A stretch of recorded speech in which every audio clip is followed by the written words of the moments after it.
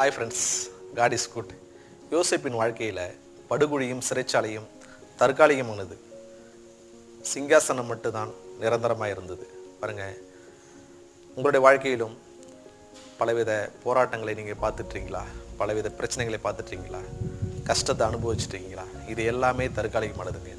கர்த்தருடைய ஆசீர்வாதமே உங்களுக்கு நிரந்தரமானது. பாருங்கள், யோசேப்பு எழுந்தது ஒரே ஒரு அங்கி தான். கர்த்தர் அவனுக்கு பல வர்ண அங்கிகளை கொடுத்தாரு. இன்றைக்கும் நீங்கள் படுகிற அந்த கஷ்டத்தில், நீங்கள் படுகிற அந்த வேதனையில் உங்களுடைய நேரத்தை, காலத்தை, உங்களுடைய பொருளை, உங்களுடைய பணத்தை இழந்திருக்கீங்களா? கவலைப்படாதீங்க.